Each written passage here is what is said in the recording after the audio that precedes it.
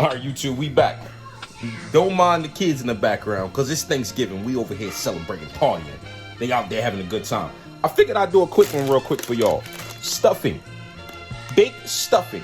Stuffing is one of the hardest things to make and one of the easiest things to make. So many people mess it up. So I'm going to do y'all a quick little video how to make stuffing real good. Get you some stovetop, right? Try to get the sage, right?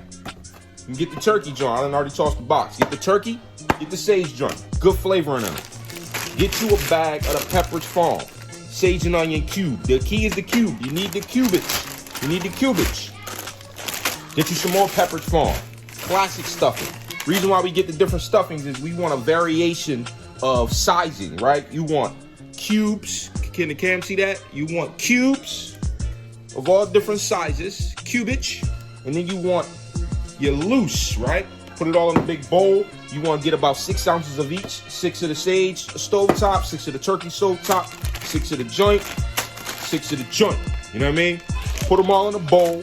Get that thing mixed up real good. Bop, bop, bop. Mix it up real good. Now you got your flavorings in there set. Pro tip: keep the bag from your stovetop joint after you dump it, and then dump your Pepperidge Farm in the bag. Easy measuring joint if you don't feel like grabbing your measuring cup, right?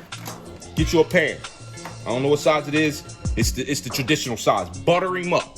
Butter that thing up wild crazy, right? Get you some chicken broth. Preferably the joint with less sodium, you know what I mean? Next, you're gonna need a big ass pot, right? You're gonna put, let's call it, 6 cups of fluid you need. So 3 cups of broth, 3 cups of water, 2 sticks of butter. Get you some meat, preferably some chicken. Like if you was making a chicken cheesesteak, you know what I mean? Some type of ground chicken goes real well with this recipe. You see I got a little onions in there, a little pepper. I got a crazy exclusive joint that the Amish make close to me. A little chicken, you know what I mean? A little cheese up in that thing.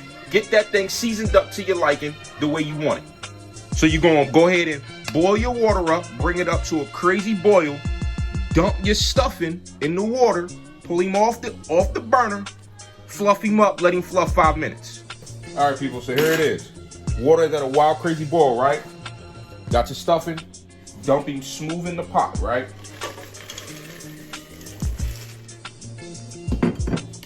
Let that joint get always sopped up. It might look a little watery, you know what I mean? You want to get it all mixed up real good. You don't want to be fooling with this cubage too much. So that's why you gotta get a good mix to start it. We're gonna dump our meat in there and get it all mixed in real good.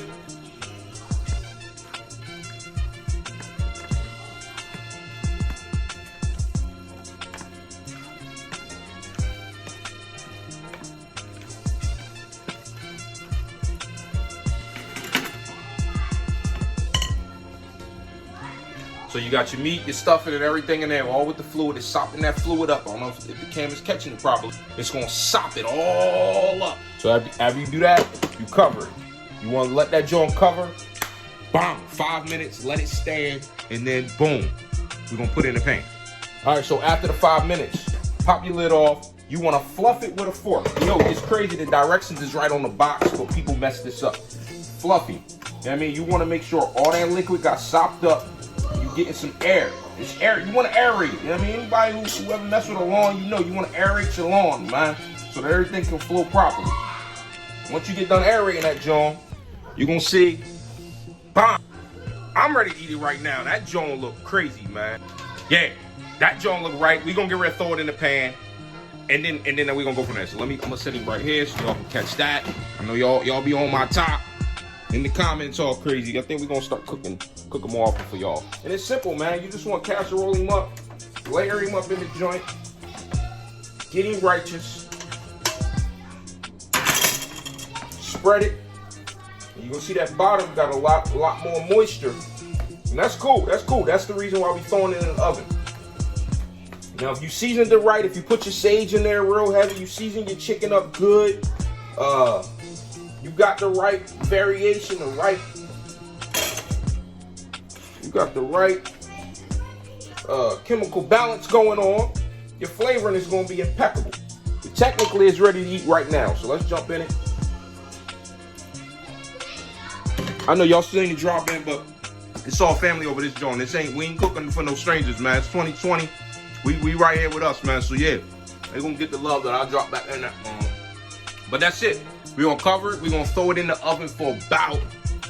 Crazy thing with this stuffing casserole, because it's so dense. You know what I mean? It's so much going on in there. We got the meat, all that. If you was doing 1 bag or 6 ounces, 12 ounces, cooking for a half hour, 40 minutes, whatever. But when you're doing this much, a big ass pan, and it's thick like that in that joint, you need to cook it for like an hour and a half on 350. Maybe 2 hours. You want to check it every 30 minutes or so, poke it with the fork, see if it's still too moist. You want it to be firm. You don't want it to be stupid moist. You want it to be firm when you go to scoop out of that joint. So about an hour and a half, 2 hours on 350. Let's go. All right, people, stuffing come out the oven. You just want to do the test, you know what I mean? Cook them uncovered for about 45 minutes.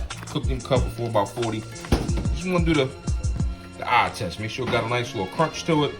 It's not too soft.